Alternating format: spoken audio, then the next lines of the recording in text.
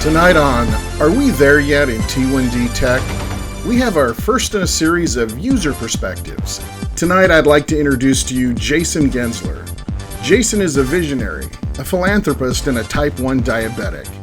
As a researcher at the Barbara Davis Center for the last 3 years, he has worked on many research projects and has been a participant in over 14 trials. We begin tonight's show with Jason explaining where his type 1 diabetes journey began. I got diagnosed with type 1 diabetes when I was 16. It was just a couple weeks after I had turned 16. I guess you could say I got the typical treatment. So I went in, and basically how I remember my appointment when I was getting the diagnosis was essentially, okay, you have diabetes. Here's what you do. Count your carbs. So from now on, for 15 carbs, take 1 unit of insulin. Does that make sense? It's like, yeah, sure. All right.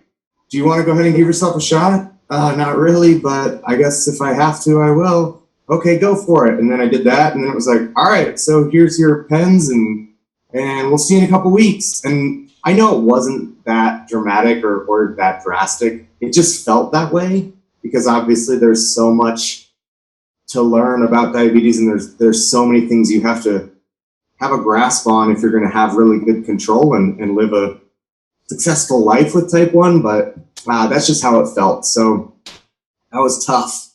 And I did pretty well up until college, right? That makes sense, because then you go to college and you have all these variables you've never ever had to deal with before.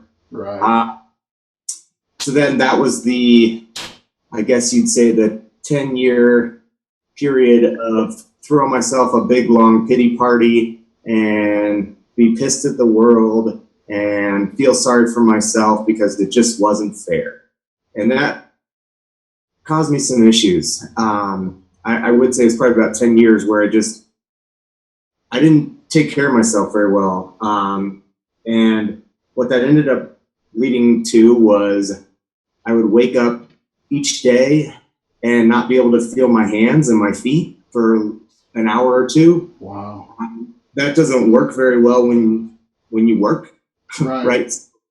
I would be showing up to work almost on a daily basis, not even being able to use my hands, and my feet basically felt numb, so I was tripping all over myself.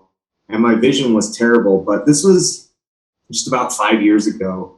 And at the time, I felt like I was already at the end, right? Like, oh man, here comes all these terrible things I never really wanted to have happen to me. And obviously it had a lot to do with how I was managing the diabetes, but I didn't know I could turn it around. I thought it was just going to be, okay, well, if I can't feel my hands and feet now and my vision's already bad, what's next? Am I going to lose, my kidneys and then my legs? And I just thought it was going to get worse and worse and worse. But luckily, I was able to become a patient at the Barbara Davis Center, which is obviously a world-renowned clinic. Correct.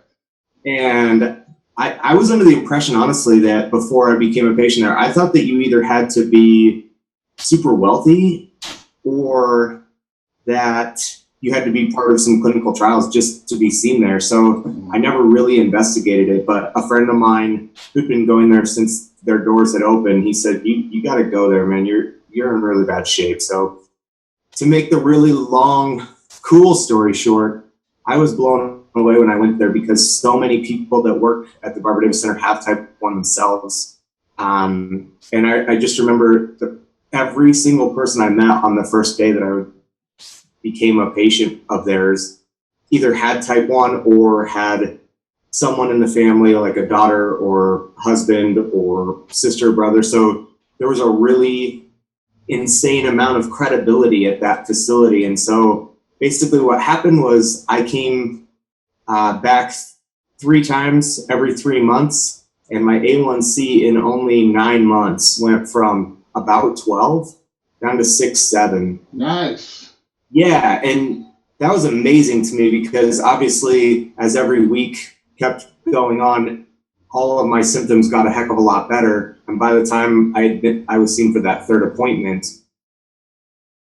I just felt like everything had been relieved. And it was such a relief because I felt so bad for myself, but I also felt like I'd kind of caused myself some irreversible damage. And fortunately, since all the people I was meeting with at the Barbara Davis Center and even my endo who had type 1, they just took such a really unique approach, because instead of trying to throw everything at me at that first appointment, it decided that, hey, you know, there's a lot you've got to learn. You're pretty ignorant when it comes to type 1. It's like, yeah, I guess I was. The whole world is. What's that? The whole world is. Oh my gosh.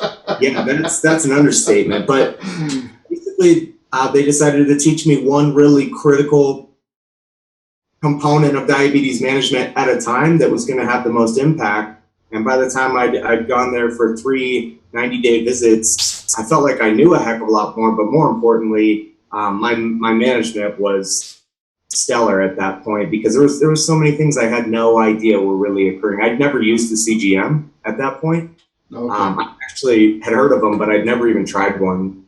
But to understand postprandial elevated blood sugars made a massive difference. And I can't even really remember what the first, second, and third thing was that they taught me, but I know for sure that ever since then, I've been in the 7% or lower range with my A1C. So that clinic and the people that they employ to work there is top notch. And I feel quite honestly like I owe my life to them, which is why I decided to start working there.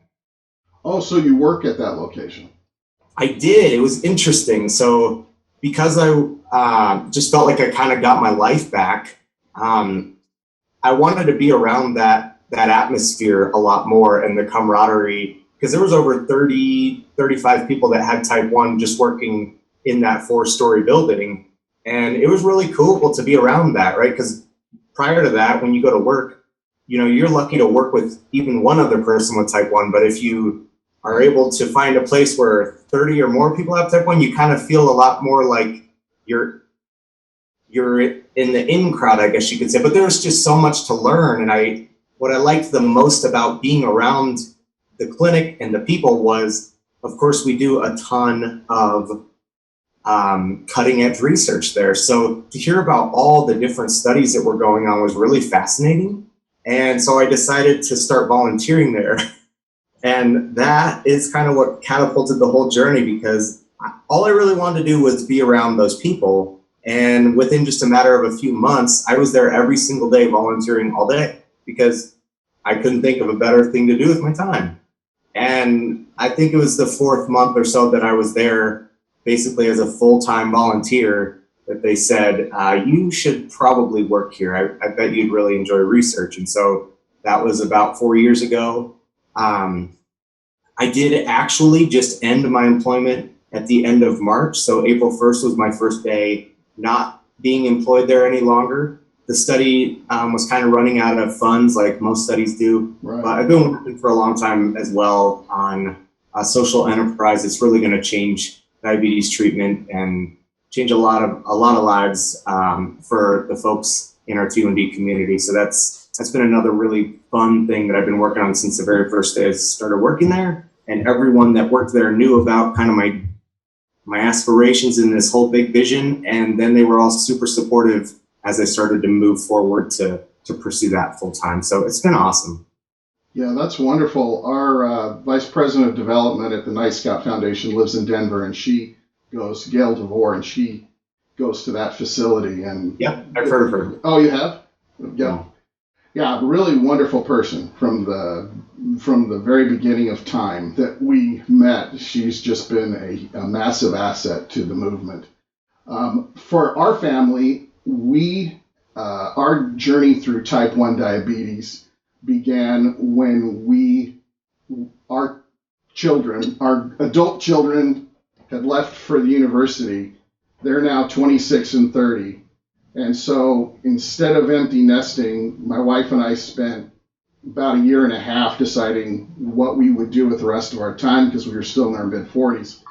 Mm-hmm. So we decided to adopt special needs children. So we were able to get them from birth. We have twin 6-year-olds that are going to turn 7 in about 6 weeks. And then our son is 10 years old. And he came down with type 1 diabetes at 12 months old. So he had it very early on, and we've been dealing with it for 9 years. And so we've been able to manage his glucose levels. He has many issues due to the choices of the birth mothers. He has just a myriad of like 28 from partial chromosomes, damaged internal organs. It's pretty scary what he was born with. He was abandoned at the hospital. And so when he got type 1, that was just one more thing on top of all these things that this little guy was struggling with. Yeah. And so we are currently on a DIY closed loop system through the We Are Not Waiting community called Loop. And we were able to bring down his A1C from his worst A1C to his best A1C in 90 days, being closed loop 2/3 of the time during the week. So we saw this huge, powerful tool. The caveat here is I actually took a sabbatical for the first 30 days he was on it, and we just watched it. Not being a commercial system and only having one little guy. So we watched it around the clock. My wife and I took shifts, just making sure everything was in line. And we were amazed. But at school, he open loops. He's just on the regular Medtronic pump. And it's one of the best schools we've ever had for him, but they severely struggle managing his sugars because of the number of children there that need the nurse's attention. So he spends a lot of time in the 200s and 300s are crashing. Yeah. So we looked at that, and we can't close loop on a DIY system at school. So that's where the 670G comes into play for our family. So what's your journey to the 670G? What were the pumps you've used, and how did you get to this point? Yeah. So I began, let's see. Wow. I just dated myself. 17 years ago. 17 years ago, I started with Medtronic. They obviously went out of business. And then I was able to get on the Medtronic, the 500 series, I think into the 700 series. And then I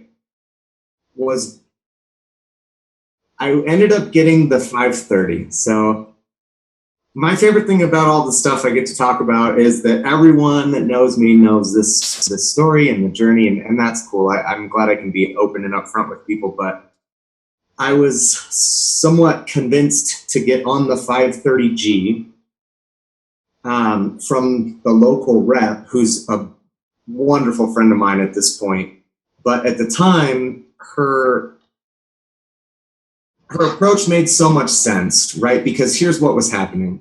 I was turning in my paperwork for the T-Slim, the tandem insulin pump. Right. And was planning on wearing the T-Slim with the Dexcom, because after I became a patient at the Barbara Davis Center and did some studies on Dexcom, I don't even know what study I did. I've done like 14 at this point. But back then, whatever study I did, they allowed me to wear it blind for 3 months, and then they let us keep the device, which was amazing. Yeah, that's great.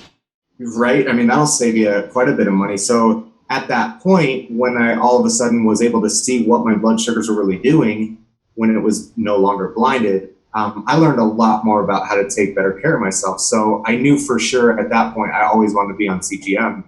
But I was turning in my paperwork for T-Slim and was tapped on the shoulder by the Medtronic rep. And she just said, "Hey, what are you doing?" She knew what I was doing. She didn't but I went and sat with her because I had given the tandem rep plenty of my undivided attention for 2 hours or so, and was really impressed with the touch screen and the new technology, because this was right when it was coming out. And what basically she said was, we have our stuff in front of the FDA. We had it in front of them for years before we were finally approved. And I'm assuming all the other pump companies are probably projecting that their their pairing with a CGM is going to happen pretty quickly, but I don't know how realistic that is. Ours took way longer than we anticipated, but here's the difference between our system and every other system. Ours is paired right now, and it'll work right now. So are you sure you want to go with a system that has the potential to never pair up, or may take 6 months or maybe 18? And as I thought about it, I went home and kind of wanted to sleep on it, and I realized, that makes a ton of sense. What if this T-Slim pairing with Dexcom does get held up, and maybe she's right? And so I retracted the paperwork and went with the 530. What year was that? That was 2000 and it was either 12 or 13, but even though I can't remember if it was 2012 or 13, what I do know is I was shipped one of the very first 530Gs. So whatever year that was, right. I know it was August of, I think 2013, but it might have been 2012. No, it's 2013. It's 2013. So August 2013. But yeah, I'm sure just as well as everyone else in the diabetes community that did go ahead and move forward with that 530, that it was not what I expected. Correct. Same for us. Yeah. So, but there's a really interesting story to be told there, because now myself and that rep talk daily, right? We're like best friends, because that was in 2013. Well, I ended up getting, okay, so let me just go back to it really quick. I gave that pump an entire year, and I work at the BDC, right, at the time. So I was in front of the reps. I was in front of all the top docs, seeing all the studies going on, giving it the best effort I possibly could. And after a year, I finally just said, you know what, I can't do this anymore. This is not working for me. So I did go ahead and go with the T-Slim, got back on Dexcom, and was really happy because I knew how to use the Dexcom very effectively. Right. And I liked the T-Slim pump. It worked really well. So I wore that, those two devices. They weren't paired. I didn't have the T-Slim paired with the Dexcom because that hadn't come out yet, but right. It was fine and it worked well for me, so that's okay. But then I did a lot of studies with Medtronic, even though I felt like I just went through this period of time where I was pretty much furious with them. I thought that they intentionally put a lot of people on a device that they knew wasn't ready for the marketplace just because they were going to be making, because it was a money or a profit thing. But that was before I really understood Medtronic and knew of all the top people in the company and that kind of stuff. It was a pretty biased opinion without knowing too much background. But here's what's interesting. I ended up doing a lot of other studies, probably 10. And by the time I ended up testing the Enlight 2, which just got scrapped anyway because they realized how effective the Enlight 3 was going to be, I wasn't even supposed to be on the pivotal trial, the 670G trial. Our clinic had already filled up because it probably took them 5 minutes before they got their 12 people, right? Exactly. But somebody had to pull out last second. And since I had done some overnights with Medtronic, and I don't know if I'd done 3 or 4 studies on their behalf since I went back to Tandem, but I kind of talked to Dr. Garg and some of the other staff members and said, I think I would really want to try this because more than anything, I want to see what kind of progress has been made and see if this new device is anything close to what I was hoping the 530 would be. And so I was able to get on that trial.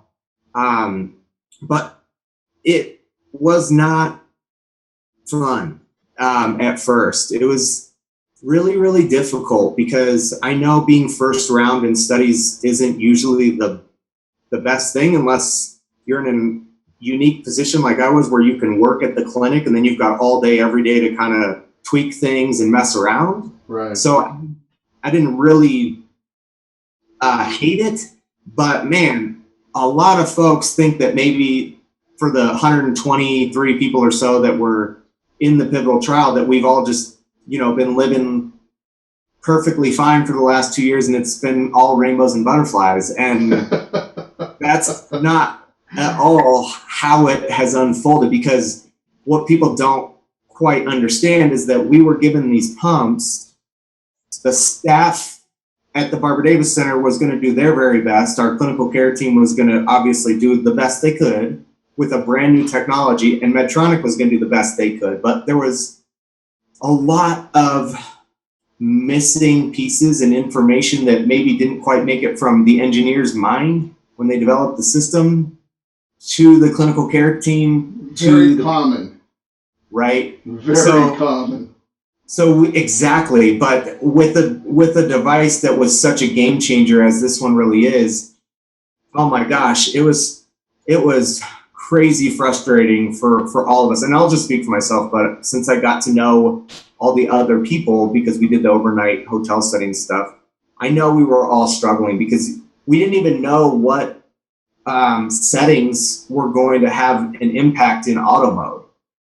And that's nobody is to blame for that. I wouldn't say it's anyone's fault. It was just really not a fun 6 months of having to figure it out while your life is on the line. So that's very poignant.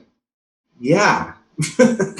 So yeah, especially though it can be incredibly difficult or frustrating when you're trying to live your life and run your other studies because you work there, and your blood sugars are crazy high every single day because the settings that we were adjusting were having no impact, but we didn't know that.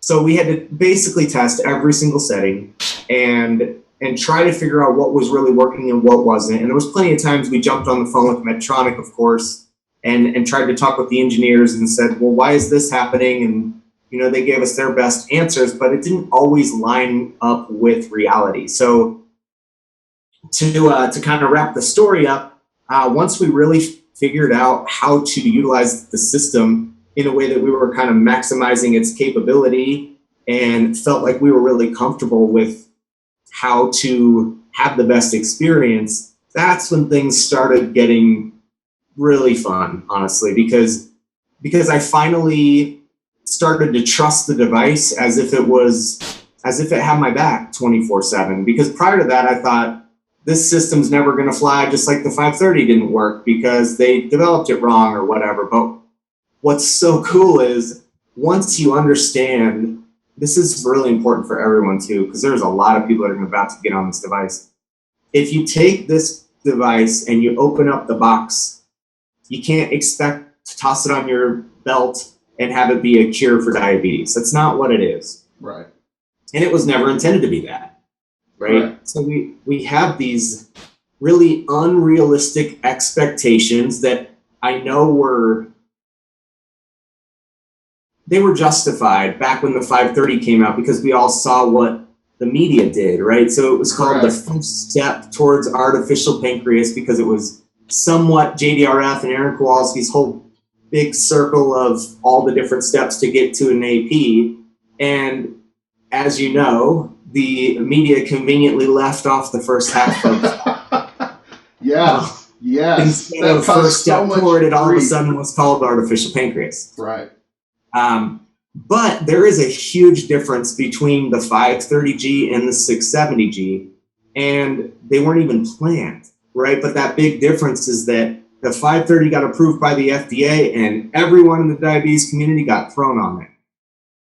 Right, so we had no experience, and unfortunately, it didn't work out the way that everyone wanted it to. But the big difference with the 670G is because 123 of us or so across the country had such great experiences with it. I know our clinic was probably one of the first, or maybe it was the first, where we were we were seeing each other in the hallways or meeting after work, or I would just meet up with somebody who didn't work there who was part of the trial and say, are you going to give this back? Because I don't want to. So, we talked about that a lot, though. I remember plenty of conversations where it was like, well, how are we going to tell Medtronic that we lost their pump? Are we just going to say, oh, someone stole it on the bus? I mean, how's that going to work? That is awesome. What's great, though, is that after I realized every one of us felt the same way, we just wrote a letter to the FDA, and it wasn't even a letter. Technically, it was just an email. And so Dr. Garg, gave us the right person to write the email to. And I didn't really expect much. I just thought, well, might as well give it a shot, and we'll write the FDA. And because if the FDA didn't like what I had to say or never replied back, I was still going to be considering how I was going to lose it on a bus yeah. But what was so cool was it wasn't even 2 days after I wrote this really long 2-page email to the FDA saying, this has been my journey with diabetes. This has been my experience with all this incredible technology. But this piece of technology is going to completely revolutionize and change our industry. And let me explain why. And basically, I could sum it up in one sentence. Once you understand how the pump works and that it's your responsibility to maximize its ability, Correct. You can think about diabetes probably, for me, this is how much I think about diabetes compared to before, probably between 20 and 25% compared to when I got on the pump, this 670, because now I know I can operate with my eyes closed. I know exactly how all the menu options work. I know all the background algorithms and exactly how they function. So the cool thing was that the FDA wrote back and said, oh, that's a great idea. This is exactly why we're trying to work with institution and industry to make this type of technology available to ease the burden of type 1 diabetes. And I didn't really know what that meant. I just thought, oh, how cool. The FDA responded to my email. That's fun. And I don't even think it was 2 weeks later when Dr. Garg and the staff, everyone came in and basically said, guess what? You get to stay on the pump. And at first I thought, well, okay, what are the contingencies though, right? So what's the catch? But what else do we have to do, other than what we've been doing for the study up until now? Because the study was only supposed to last 4 months, right? It was a huge thing for them to do a pivotal outpatient study where there wasn't a lot of interjection at all. It was literally just give people the pump and see what happens. And going from that 4th month until now, which now I've been on it for 22, 23 months, because I got on it the first week of June 2015. There has been so much learning. I ended up starting a Facebook group maybe 3-4 weeks ago because I knew Medtronic had 26,000 people waiting in the priority access phase. But I also knew there was a lot of things that I wish I was told when I first got on the pump that I'd like for everyone else to be told so that they don't have to suffer through that same learning curve, really, because it makes no sense. Why would everyone go through the same learning curve if, a couple of us can say, hey, here's 5 or 6 things you need to be aware of. Here's how we can catalyze you straight to success. Let me explain exactly how the pump works. And I know I'm not a doctor. I don't work for Medtronic. I'm not a CDE. I'm not a certified pump trainer. But I know this pump like an expert. I mean, I know it probably better than anybody. And that's just due to the fact that I've been working with it daily for almost 2 years. So we set up a Facebook group. It is exclusively for people that are on the 670 right now. So as you know, the training phase is going on. And I have a lot of respect for Medtronic for putting that together because they know they have a lot of work to do to gain back the trust from the marketplace since they launched 530. And in the last 2 years, if you ask me, there has been some really cool moves on their part. I think I'm not going to speak to who all works there these days compared to who worked there prior, but what I do know is they have sent so many people to our clinic to sit and just personally ask us, what could we do better? Is there anything that you think would make our launch any more successful? And that's not really something you would expect from our industry, at least in the last decade. So definitely something you wouldn't expect from Medtronic.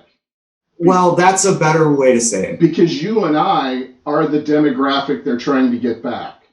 Right. We initially had awful experiences. Exactly. I mean, we were harpooning our 12-month-old with the Enlight 1, you know. Yep.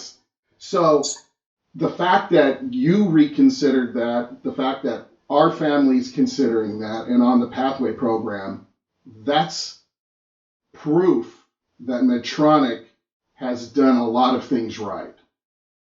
Yeah, and they really have. And that, you know, there's so many things to speak about when it comes to that kind of a thing, because I'm assuming you totally get how often I get messages from people, and I mean, all day, every day, folks want to know, are you sure the sensor's accurate? And so, yeah, I'm pretty sure. I've been wearing it for 2 years.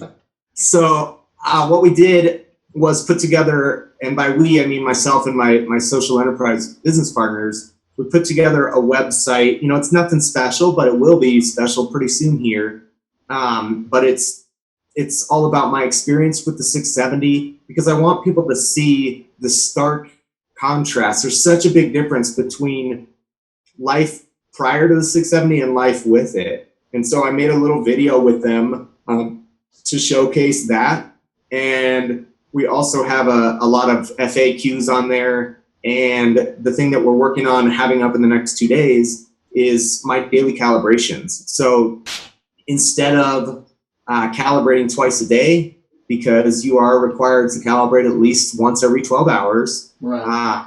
I decided in the last 6 months that it's just so much easier to develop a habit or pattern to calibrate every 8 hours, basically. So what that ends up being is right when I wake up, like immediately after I wake up, I calibrate. And then I always try to calibrate about 3 hours after lunch, and then before I go to bed. And what that ends up doing for me is making sure that the pump is always in auto mode if I want it to be, right? It'll stay in auto mode without kicking me out because it's not asking for a calibration like while I'm sleeping. Right. So if all you have to do basically is test your blood sugar 3 times a day, and it happens to be when you wake up, when you go to bed, and after lunch, those are normal times to test your blood sugar anyway.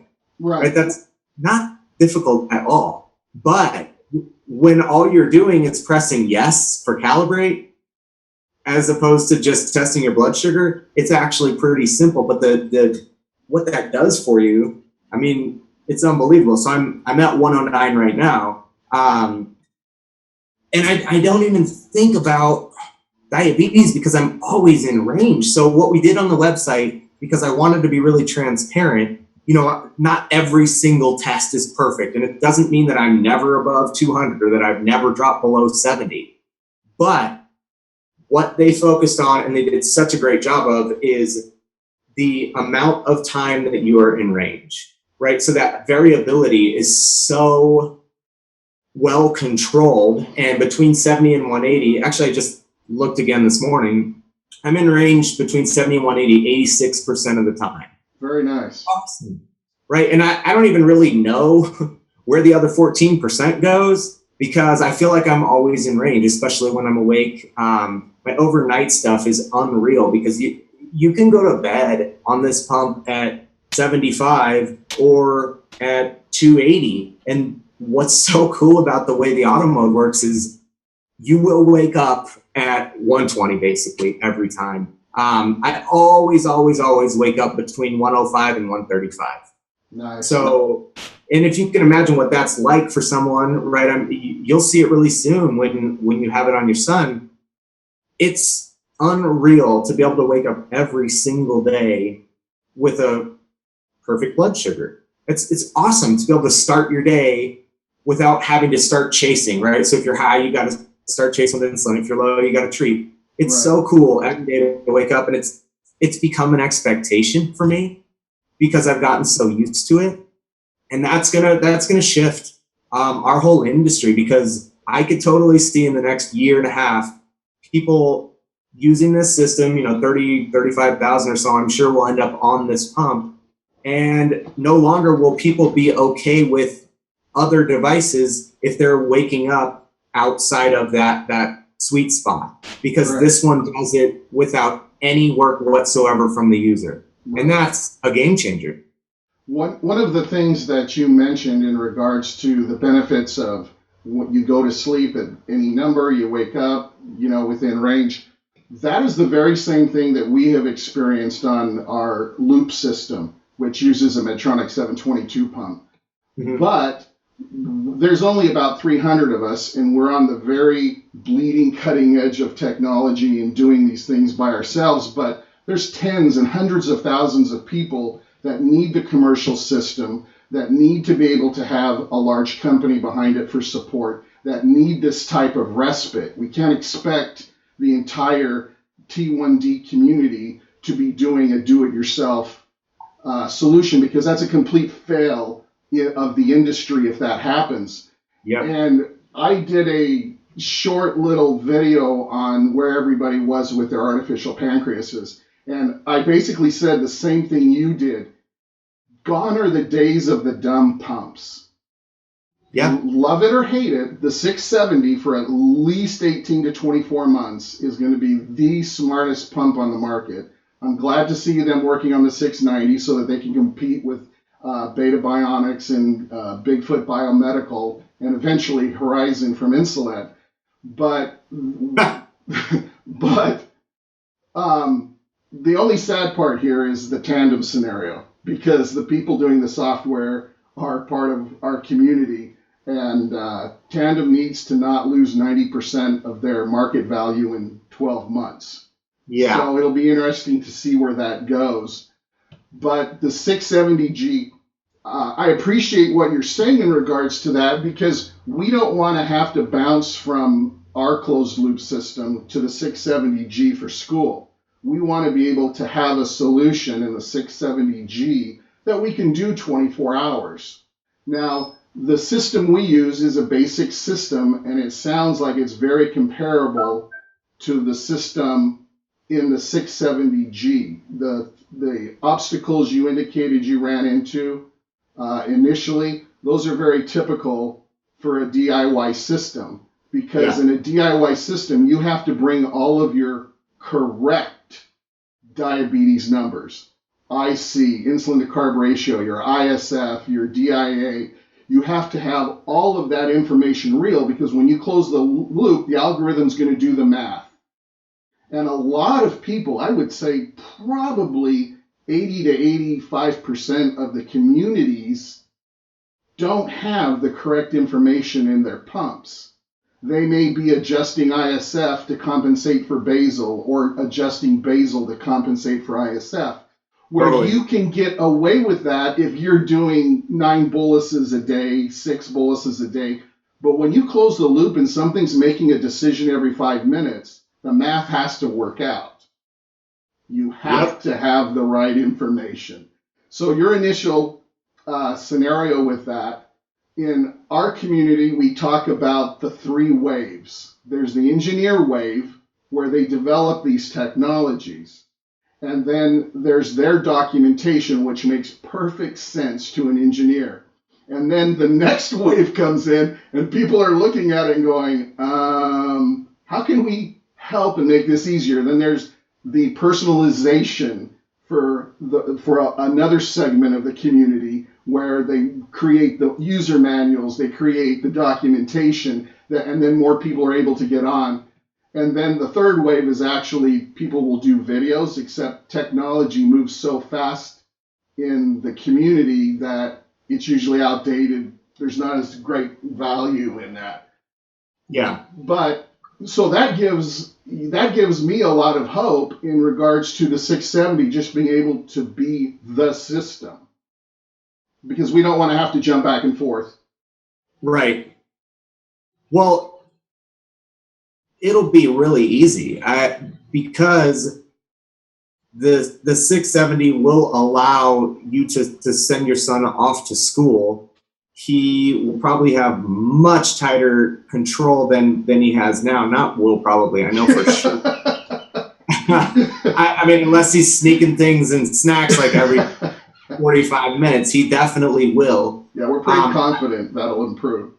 Yeah, and I've never used the the Nightscout technology, or we are not waiting. Obviously, ended up running into tons of patients at the Barbara Davis Center because we had 6,000 patients, and plenty of them really enjoy what you guys have done and all of that type of stuff. But I'm more of from the community of, first of all, I guess you could say I feel kind of old when it comes to trying to do things myself. So I didn't really trust being able to set it up and carry things around and do a good job. So I felt like, oh, well, the industry will just do it really soon. Now here we are, I don't know. How many years have you guys been around? It feels to me like 3 or 4 at least, where I figured by now they'd already be done. And now I see the inside and I know what's actually happening. So let's say, whether it comes from Nightscout or it comes from Medtronic, it needs to happen tomorrow. Right. Basically, John Kostick, the co-creator of Nightscout, in April of 2013, went to buy a monitoring solution from the industry. And they were like, well, it doesn't exist. Now, unbeknownst to us, it did exist, but they couldn't figure out how to capitalize on it, how to have it be a profit center. So they just shelved it. So then you have the community, because in a open source community, you need to have a good idea and you need people to follow through with it. Well, the community that began with 5 families is now over 40,000 families worldwide in 33 different countries. There's plenty of people to push it along. Yep. And so that was something that has always been a wonderful thing. However, in corporate America, you not only have to have a good idea, have the resources to put it through, but you got to make profit on it, because it's not a not-for-profit. Exactly. If it's not monetized, it isn't going to work. So our other co-creator was actually the head of the AP development at Medtronic, Lane Desborough. Oh, yeah, of course. And so they got together. Lane had the monitoring system. John had putting it in the cloud for the parents to be able to remotely monitor. And then from there, it's history. Jason Calabrese, Ben West. Ben West is now at Dexcom. The industry, by the way, hires away all the developers. But we keep getting more T1D diagnoses, and we keep having more medical professionals, software engineers, hardware engineers, people in the medical field, people out of the medical field, because T1D doesn't discriminate. It takes anyone. Yep. So perpetually, some of the most innovative things that have come into our community have actually come from the former East Bloc, because they've done so much with so little for so long that they're the ones that took the contour link, the USB cable, and put it into the back of a Sony Xperia phone. So they just carry around their cell phone and the 640. And so that's the kind of innovation that, if something's broke, they don't send it to Medtronic, they fix it.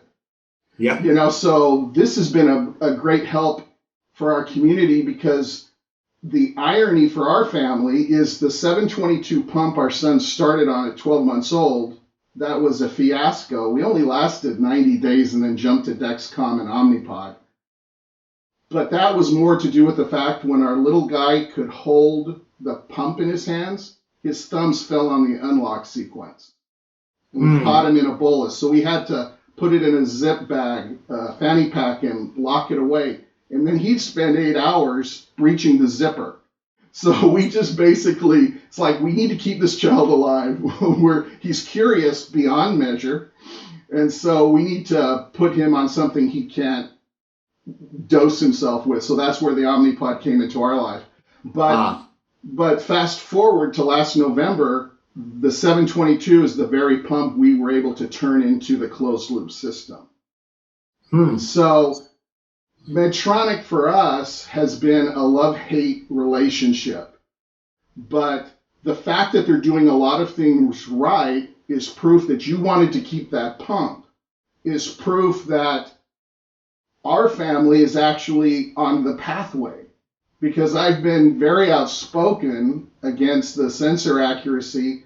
But someone came up to me at a conference and said, you talk a lot about your disappointment in the sensor accuracy, but you're comparing the original version to the current version. You're not going to compare the original iPhone to the current iPhone. She basically said technology has advanced. Yes. So when we started looking into it, and we were looking at the MARD values being very similar between the G5 and the revision 2 of the N Lite 2. Now, are you on the Guardian 3, on the actual third generation? Yeah, you have to be on the 670. That's the only sensor that'll work. And when you start to understand that the things you heard for the last 3 or 4 years about any CGM are very applicable to this as well, which is, don't be trying to test and calibrate 20 minutes after you just ate. Right, you know what I'm saying? So no, your best practices are what we learned to do in the community, because even though the Dexcom G4, which had like a 13 MARD, compared to the 9 on the N Lite 2, we were able to get at least a doable trend that we couldn't get on the Medtronic. But we were never able to keep it in line. And one of the first things in early 2014 when we joined the community is there were a lot of medical professionals and a lot of people with a lot of experience. And they said, no, you've got to make sure you're calibrating. These are your best practices now. And so we started doing that. And within a week, our numbers were spot on. Yep. So we developed our own best practices for our son's physiology. And when I read what you recommended doing, I looked at my wife and I said, this is the same thing we're doing with Dexcom. Yep. Because even in our group, you'll have new users come on and say, I'm 100 off or I'm 150 off. He goes, how can I even trust this? And it's like, in the old days, I would say, it's just a trend line. You can't trust the number, but we're looping on a number. Yes. You have to be able to trust that. So I said to my wife, we don't have to do anything different. And the fact that you do the 3 calibrations alleviates the concern our endocrinologist had in regards to it going out of auto mode for a teenager who may not pay attention at school or a small child that may not know what to do. Right. But she said, that's a valid concern, obviously. But the other thing I'm starting to teach our group in the Facebook group, basically starting this week, I'm asking them each, there's 40 members in there now, which is awesome actually, and it kind of runs itself, which is great. But once a week, I'm going to be polling them and asking, what is, just great questions, so that just in case you're curious why I even created the group, it's basically because I didn't want the rest of our type 1 community to have to endure the same upset and frustration and all that stuff that us as the pivotal trial participants had to endure. But if we ask them, these really pointed questions and figure out, well, what's the one thing that you wish you were told at your training or this or that, basically we can close all the gaps on the Medtronic training protocol. Because trust me, Medtronic is going slow for a reason, and they're doing their very best trying multiple different variations of trainings to figure out what's going to work best, but there's still inevitably going to be gaps and holes. Sure. But if we figure out what all those gaps and holes are, because we have people from all over the country that are all part of the training phase, then we can figure out exactly what they need to say and what things they need to not say to allow each of these people to get to success as fast as possible. And they're more than willing to make everyone that's being trained aware of the Facebook group. So of course, Medtronic can't sit there and say, oh, we're behind that. Correct. But at this time, guess what? It's 2017 and technology works in wonderful ways where I put one really important thing on Facebook and all 40 people know in a matter of 10 seconds. So I know they're really supportive of it, but it'll be great for our whole community because we're going to develop some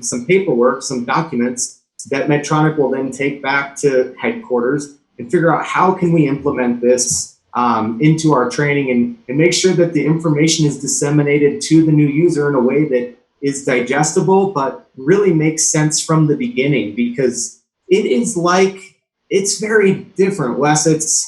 It's like handing a 16-year-old a Ferrari. Right after but seriously, it really is. That's my best analogy, because it's so different from every other pump that you've ever used that I've said this for a year now. It's going to be a lot easier, in my opinion, for people that haven't used pumps before to jump on the 670 and get to success faster than the people that have been on the pumps for, 5, 10, 20 years. Because you have to forget a lot of the ways that you've been living with diabetes with your pump, because this thing takes so much of that burden off of your shoulders. And, like you said, once somebody realizes what they've got to do to have the best experience with the pump, which some of the easiest things are learning when to calibrate and what the best practices are.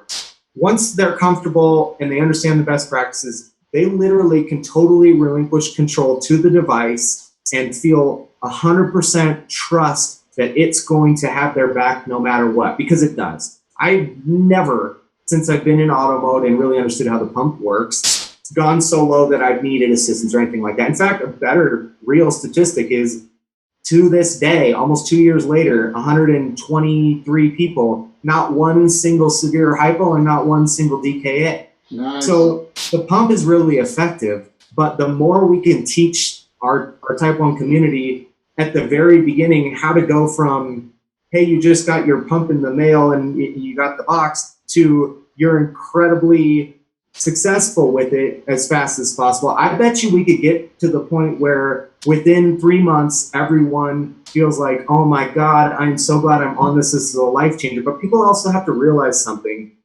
I hear all the time people saying these types of things. Oh, well, why did they leave out the Bluetooth aspect? Why isn't there already a way for the families to monitor the blood sugars?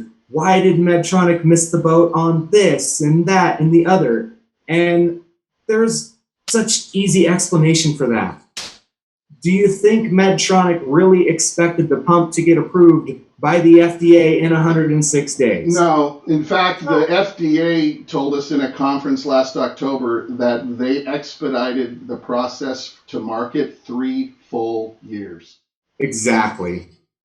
And that, I believe that statistic 100%, because I knew how long that Medtronic could have their 630 in review with the FDA. And it wasn't even 2 months after 630 got approved that Medtronic was made aware, well, the whole world was made aware that, okay, we're ready for 670 and it's approved. Go for it. That's amazing. Right? Because as a clinic, we were under the impression when we first started the trial that we were going to have phase 1 and it was going to be the guinea pigs and we were going to learn a lot and probably allow phase 2 and probably phase 3 to go pretty smoothly, but it would be a standard clinical trial of at least 2 phases, possibly 3. And the thing that everyone else that doesn't work in clinical research seems to forget is that this is the very first device ever that's been approved by the FDA that's delivering a hormone that can easily kill people. Right? So, auto dosing. Yeah. Exactly. So when everyone says, oh, well, 120 is too high and all this stuff, really I kind of am trying to figure out the most eloquent way of responding to those folks by basically saying, if you ask me, you got 2 choices. You can be frustrated, upset, furious, and pissed at the world and expect to be handed a cure for diabetes tomorrow, or you could be realistic and you could be really grateful for what has happened in our industry in the last couple of years, where institutions and industry and FDA all of a sudden have found this common ground where, oh my gosh, if we all work together, we can get to success a heck of a lot faster and everyone can benefit all at the same time. And of course, who gets the most benefit from that? The type 1 community. If you really think about what things were like just a matter of a couple of years ago or a decade or a couple decades ago, when you had Absolutely. We've come a long, long way. So I think it's kind of up to the type 1 diabetic themselves or their family to realize, you can be super frustrated and run around being upset at the industry or the pump company because there's not already a cure. But for the folks that say, oh, there's a cure and we're just not releasing it, you're so far from the truth. Everyone that's in type 1 diabetes research, a majority of them have type 1 or they know someone with type 1 and they love and care about those people. Nobody has a cure that they're not releasing because they want to make money off of our disease. That's crazy talk. Yeah, well, the first thing, one of the things a lot of people don't realize is that in the history of mankind, there has never been an autoimmune disease cured. Absolutely. So if type 1 diabetes was cured, the big lead in that story would not be type 1 diabetes was cured. It would be we have cured an autoimmune disease for the first time in the history of man. Yep. So that's one of the things that makes us focus on what kind of tech can we get, because there may or may not be that cure coming. Hope springs eternal. I want it always to take place. But the changes that have taken place in the last 3 years with the FDA, Courtney and the different people there, that is massive. Now, perhaps other departments in the FDA are still in 1968, but not that department. The medical device department is on the front lines, and I really have to hand it to them for everything that they've done. And basically, the approval of the 670 is a crowning achievement in that the FDA saying, we're not waiting. Let's get this to the patients. And just yesterday, I was talking to someone and had to tell them when they said, it was another AP system that their set point was 140. And I said to them, this isn't the end of the line. This is the very first step. Okay, yep. This is going to improve as we go along, but this is the very first step. So you have to look at this as the groundbreaking thing it is. And although people can get lower A1Cs on the cutting bleeding edge do-it-yourself stuff, you have to have compassion, you have to have empathy for the hundreds of thousands that would not be a proper solution for. Absolutely. You have to have a commercial system. And in fact, one of the, there's a doctor / researcher / security specialist in software in Europe. And one of the things he said to us is the biggest benefit in everything that's happening is not in the do-it-yourself community's products, but it's in putting the industry on notice. If a bunch of families can do this, you should be able to do this. You're the 800-pound gorilla with billions of dollars. You can do this. Yeah.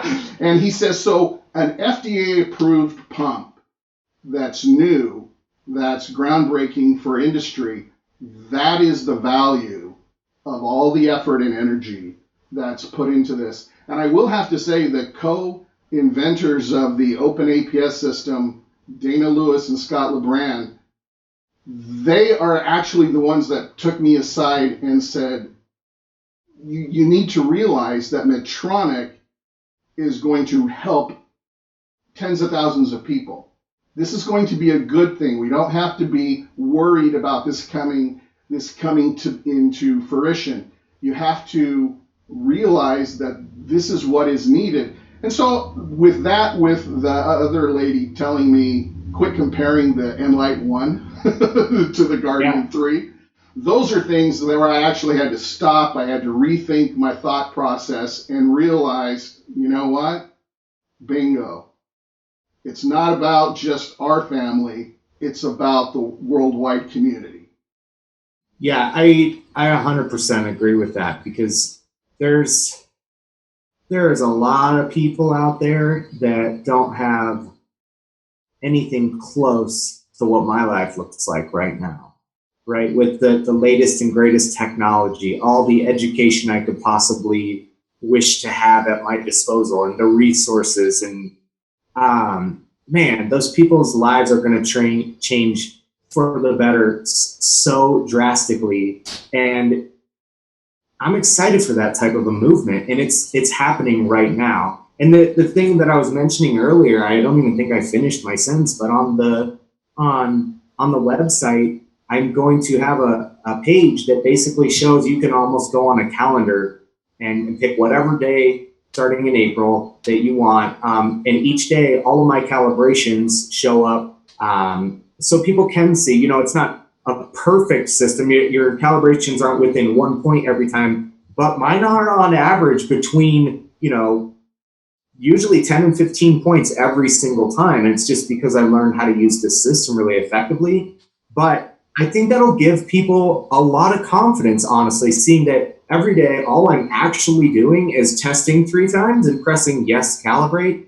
And you see that the system is very effective because the sensors are very, very effective. But more than that, the algorithm and my understanding of the system allows me to be in range all the time. And I feel awesome. And my productivity has gone through the roof. I've had so many people mentioning that, oh my gosh, what's happening in the last 6 months? And it's weird when somebody else who doesn't have diabetes, who you don't work with closely, says something like, right, you haven't seen them in a year, and they make a comment like, wow, you've just been 10 times more productive than I remembered you last time we got together or had a meeting, and all the stuff that you've been able to accomplish. And that's when it really starts to set in that, holy cow, this is changing everything for our industry. And for people to be able to experience that when you realize, because I had an aha moment one day, and I'll tell you about it quickly. I was at work.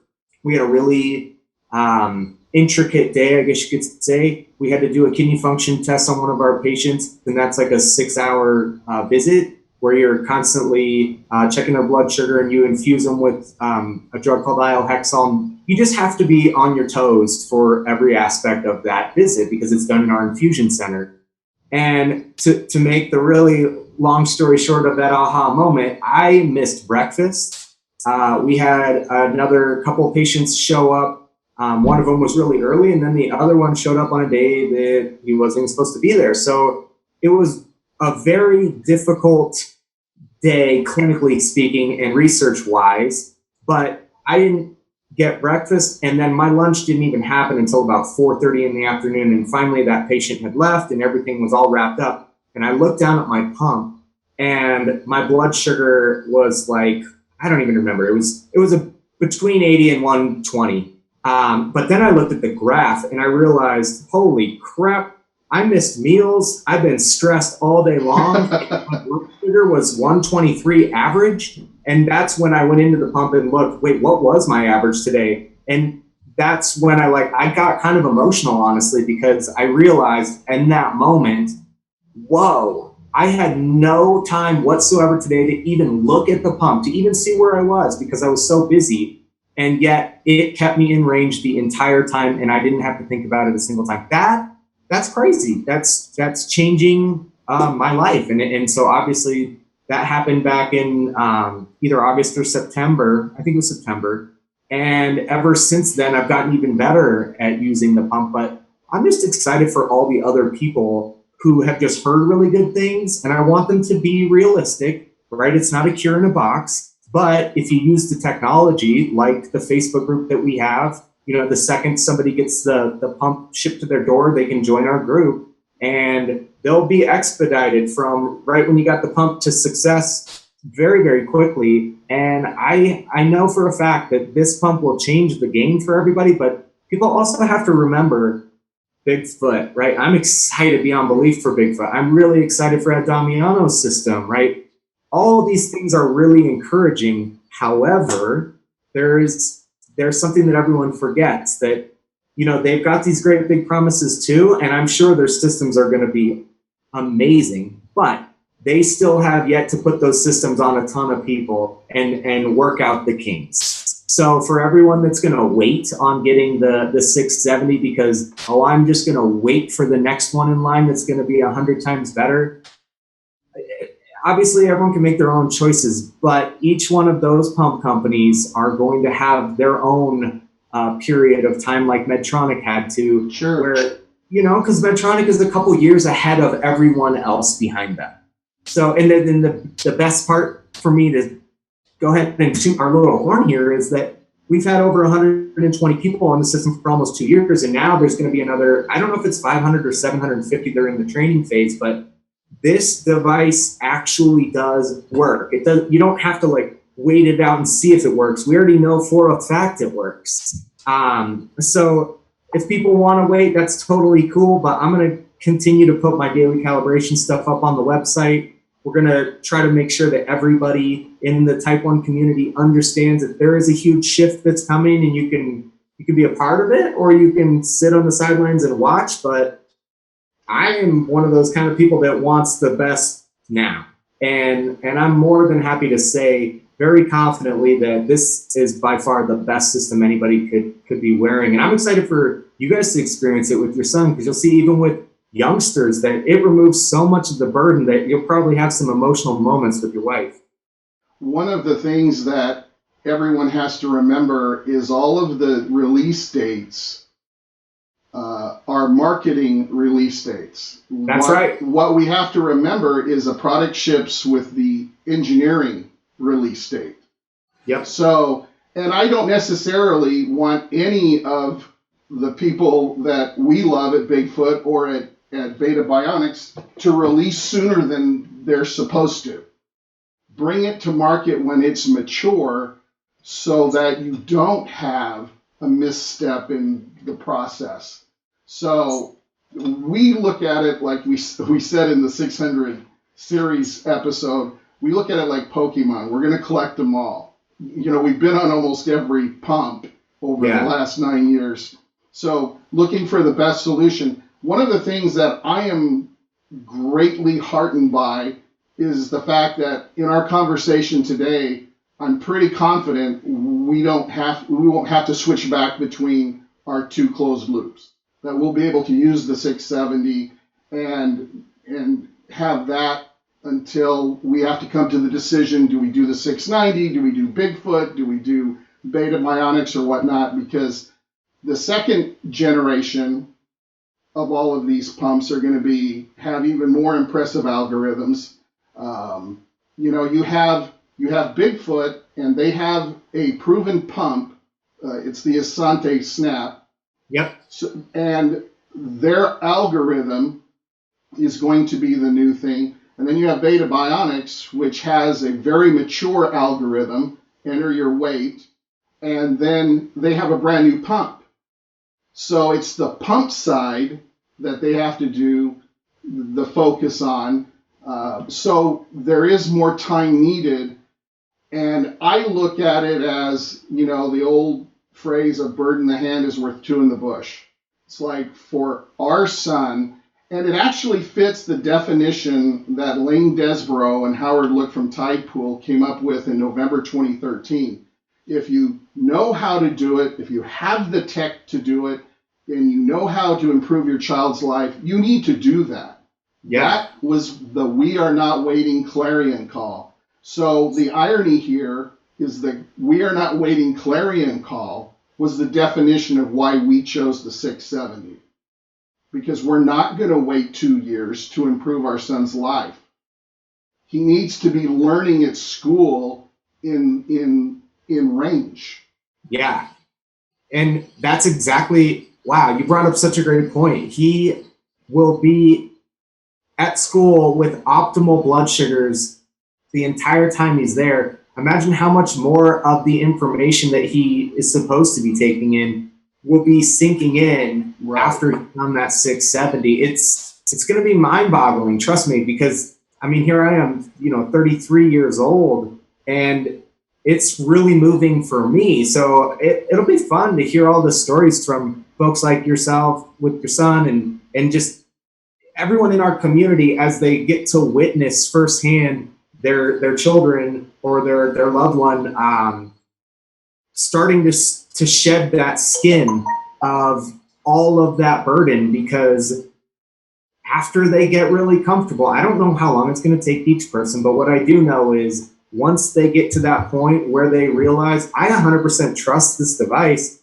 it's crazy how much more stuff you can do in life when you're not constantly, overwhelmed by that T1D burden. I know we have a brochure at the Barbara Davis Center. Actually, there's no point in me pulling it out right now, even though I know it's directly behind me, but it was basically a brochure to show how much of the artificial pancreas technology we were testing there, and that it's just going to be a great solution no matter which technology company people choose. But the big stat is that, did you know that somebody with type 1 diabetes, whether it's conscious or subconscious, makes over 350 decisions related to T1D every single day? Right. That is crazy, but at the same time, when you start to really think about it, it's like, wow, our lives really do totally revolve around this condition. And when you get on this pump, that number goes to something tiny, like maybe you only think about it 15 to 25 times a day instead of 350. So imagine how much more of that mental capacity that you were unintentionally allocating towards type 1 that you all of a sudden are allowed to start focusing on things that really do matter and things that light you up every day. And it's incredible. We actually have, just in closing, we actually have a proof of concept for what you just said. The season opener for our tech show, Are We There Yet? In T1D Tech, was the world's first race car driver with a closed loop. And so he went from 22nd place to first in his class. He smashed the course record in the time, and he finished in competition all overall with all the drivers. He was first in class and then number 5. And so what can you do with all of this extra ability? Because he wasn't out there worrying about his blood sugars or being in the 200s because he had to carb up before he goes out racing.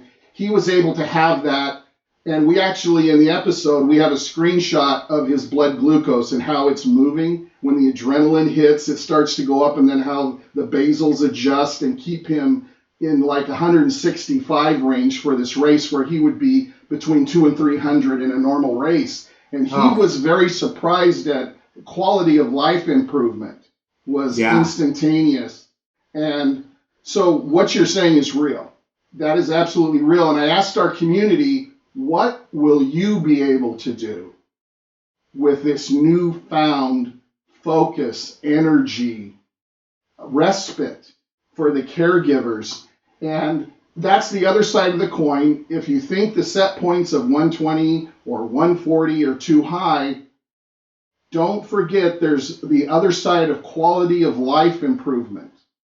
If you're spending 2 to 3 hours a day on diabetes, this is going to be of benefit to you.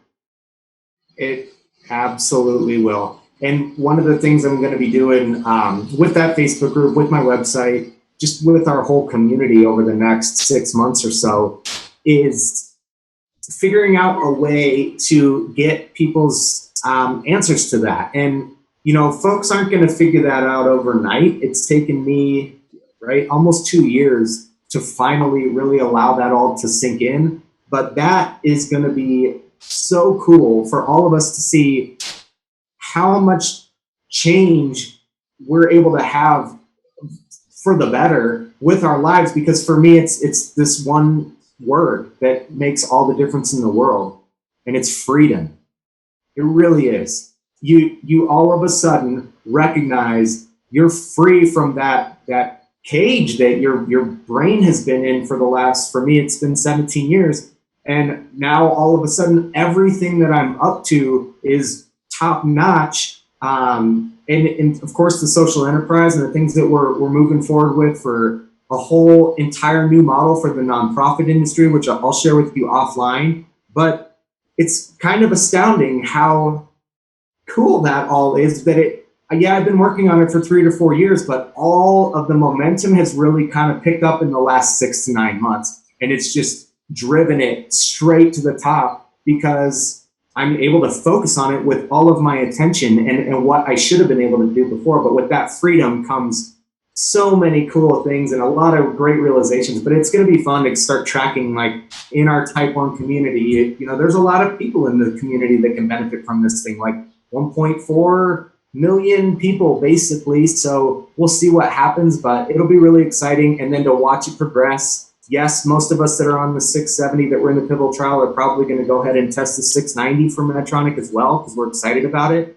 But I already know about a lot of the things that they're already implementing into it, and I just can't wait for that to happen. Do I want to test Bigfoot and beta and all that? Yeah, of course I do. How am I going to do them all at the same time? I don't know, but I'll figure something. Well, Jason, it's been a pleasure speaking with you today. I love seeing the same energy that gave birth to our community embodied in what you are doing, because you don't have to start with very many families to have good efforts in support, help, love, really explode, because the need is huge, the need is massive, the need is overwhelming, and for these support systems to exist. Now, your Facebook group is, once you've received your package, you can join the group. Yeah. So that's what we're going to do. When we receive our 670, we'll join that group. But we'll link to your website so everyone can follow the blood glucose calibration, so everybody can overcome the distrust of the sensor accuracy. So yeah. Everyone that knows their best calibration practices knows that those have to continue. Yes, and that'll be on the website. The other last aspect of the site that is pretty cool, I will be holding a weekly Zoom session for up to 50 people, for folks that just want to chat with somebody that's been on it. They want to ask a few questions. I know a lot of people understand that's a big decision to make. Usually it's a $8,000 decision up front, right, and another probably $15,000 over the next 4 years. But it's a 4-year decision, so I want people to be really comfortable with that decision that they're making. So they can just sign up for the Zoom chat that's going to happen once a week, and then if those start filling up, I'll be willing to do a couple a week, whatever it'll take, so that our Type 1 community can really experience the best possible technology and system that exists right now. Wonderful, wonderful. Well, on behalf of the Nightscout Foundation, we thank you for your time and, again, for your efforts and energy. Well, thank you very much, Wes. I really, really appreciate it. I'm so glad I was able to speak with you and Nightscout. This has been a Nightscout Foundation production. Come change the world with us. Learn more at nightscoutfoundation.org. And in association with CGM in the Cloud. Open source, open data, open hearts. Caring for you and your loved ones around the world and around the clock. We now return you to your regularly scheduled life, already in progress.